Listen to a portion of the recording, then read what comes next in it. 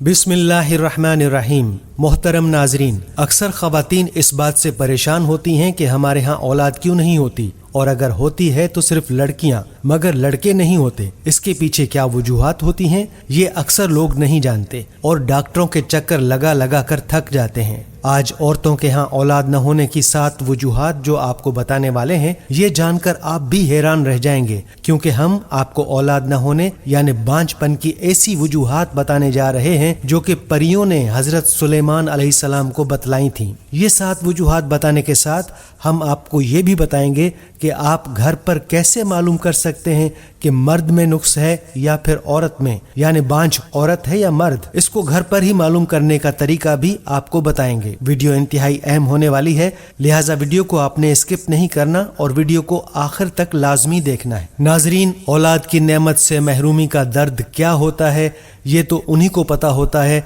जिन खवातीन की झोली औलाद की नेमत से महरूम होती है। यहाँ खवातीन का जिक्र इसलिए किया कि औलाद के हवाले से खवातीन ज्यादा हसास होती हैं, लेकिन जरूरी नहीं होता कि औरत ही बांझ होती है, मर्द भी बांझ हो सकता है।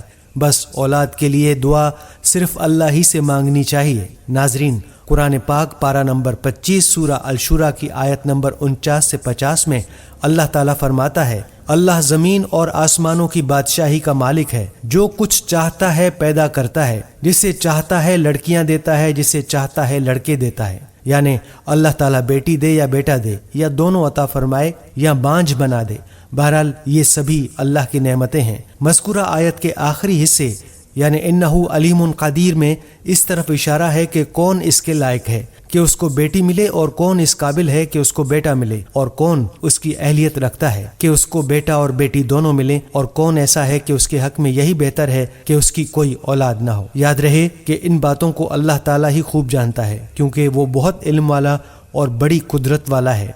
इंसान अपनी 1000 इल्म व आगही के बावजूद इस मामले को नहीं जानता कि इंसान के हक में क्या बेहतर है और क्या बेहतर नहीं है। तो नाजरीन, मालूम हुआ अल्लाह ताला की ये हिकमत है कि किसी को औलाद दे या ना दे। अलबत्ता ये भी अल्लाह ही की हिकमत होती है कि किसी को औलाद जल्दी दे देता है तो किसी को थोड़ी देर के बाद औलाद अता करता है।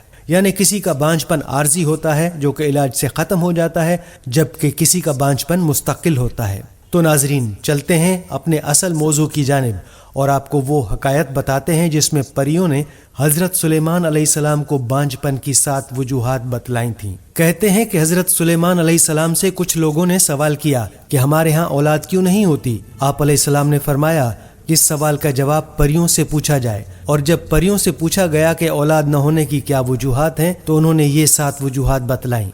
पहली वजह ये बतलाई कि ऐसी औरत जिसका पेट उभरा हुआ होता है तो उसके रहम में मर्दाना तुखम यानी स्पर्म नहीं रुकते, और ऐसी औरत को जमा के बाद भी और वैसे भी सर दर्द की शिकायत रहती है। दूसरी वजह ये कि जिस औरत के रहम में हवा भरी हुई होती है उसकी वजह से रहम यानी बच्चा दानी का मुंह बंद होता है और तुखम को अपनी मतलूबा जगह तक पहुंचने के लिए रास्ता नहीं मिलता।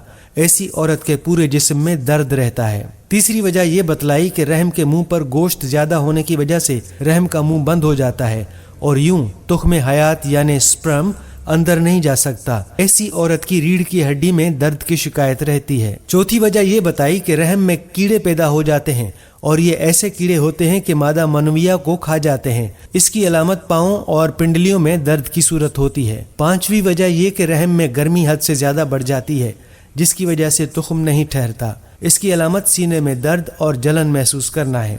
छठी वजह जो बताई वो ये कि रहम में सर्दी हद से ज्यादा बढ़ जाती है जिसकी वजह से मादा मनविया में मौजूद तुखम अपनी जगह पर पहुंचने से पहले मर जाते हैं। ऐसी औरत को रीह यानी गैस की ज्यादा शिकायत रहती है। और आखिरी और 7वीं वजह यह बतलाई कि रहम के अंदर जिन्नाती या असेबियाती असरात मादा मनविया के तुखम को मार देते हैं और यूं हमल ठहरने में रुकावट होती है। नाजरीन, ये थी बांझपन की वो वजूहात जो कि परियों ने हजरत सुलेमान अलैहिस्सलाम को बतलाई थी। याद रहे कि बांझपन का सबब औरत या मर्द दोनों के जिस्मानी मसाइल हो सकते हैं। बाज़ सूरतों में असबाब मालूम हो जाते हैं और बाज़ सूरतों में नहीं मालूम होते। हमारे मुआशरे में बांझपन का ज्यादातर कसूरवार औरत को ठहराया जाता है और मर्द को इस बात से बरी अल जिम्मा समझा जाता है। हालांकि बांझपन औरत में हो सकती है तो वहीं ये मर्द के अंदर भी हो सकती है। दोनों मियाँ बीवी को चाहिए कि वो अपने टेस्ट करवाएं ताकि वजह मालूम हो सके कि नुक्स किस में है और उसका इलाज किया जा सके। البتہ گھر پر ہی آپ یہ کیسے معلوم کر سکتے ہیں کہ نقص مرد کا ہے یا عورت کا؟ تو چلیے آپ کو بتاتے ہیں کہ عورت اور مرد کا نقص کیسے پہچانا جائے اور بانجھ پن کا علاج آپ گھر پر کیسے کر سکتے ہیں۔ سب سے پہلا طریقہ ملاحظہ فرمائیں، اس سے آپ معلوم کر سکیں گے کہ اولاد نہ ہونے کا نقص عورت میں ہے یا مرد میں۔ ابو علی سینا کے قول کے مطابق اگر آپ معلوم کرنا چاہیں کہ بچہ نہ ہونے کا سبب مرد کی طرف سے ہے یا عورت کی طرف سے، یعنی بانجھ پن مرد میں ہے یا عورت میں، تو 2 گملوں میں کھیت کی اچھی مٹی ڈال کر ان میں چند دانے کدو کا بیج بوئیں، یعنی کدو کے دانے بو دیں۔ دونوں الگ الگ جگہوں میں رکھ کر ایک میں عورت پیشاب کرے اور ایک میں مرد۔ بس جس کے پیشاب سے تخم اگ آئے وہ تندرست ہے، اور جس کے پیشاب سے وہ تخم نہ اگے وہ بانجھ ہے۔ اب دوسرا طریقہ یہ ملاحظہ کریں، 2 گملوں میں کھیت کی مٹی ڈال کر کدو کے دانے بو دیں اور پانی دیتے رہیں۔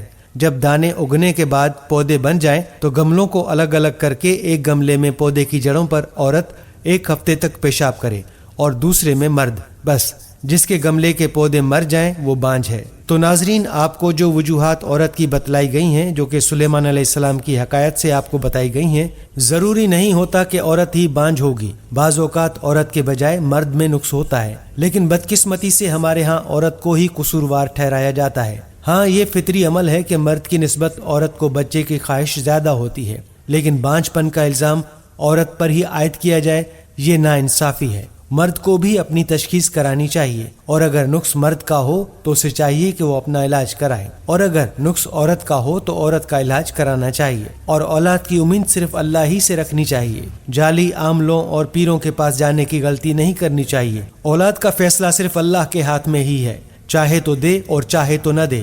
اللہ ہی سے اولاد مانگتے رہیں، آپ کے نصیب میں اولاد ہوئی تو ضرور ملے گی۔ ناظرین، ہم امید کرتے ہیں کہ آپ کو ہماری آج کی یہ ویڈیو ضرور پسند آئی ہوگی اور اپنے احباب کے ساتھ شیئر بھی کریں گے۔ آپ سے گزارش کرتے ہیں کہ آپ ہمارے چینل دستور حیات کو سبسکرائب کر لیں اور بیل کے بٹن کو بھی پریس کر لیں تاکہ آپ کے پاس معلوماتی ویڈیوز کا نوٹیفیکیشن بر وقت ملتا رہے۔ ساتھ ساتھ ہماری ویڈیو کو لائک بھی کریں اور اپنی قیمتی رائے کا اظہار کمنٹس میں ضرور کریں۔ ناظرین، ہمارے چینل کو اسی طرح سے دیکھتے رہیے، ہم پھر حاضر ہوں گے ایک نئے ٹاپک کے ساتھ۔ اللہ تعالیٰ آپ کا اور ہمارا حامی و ناصر ہو، آمین۔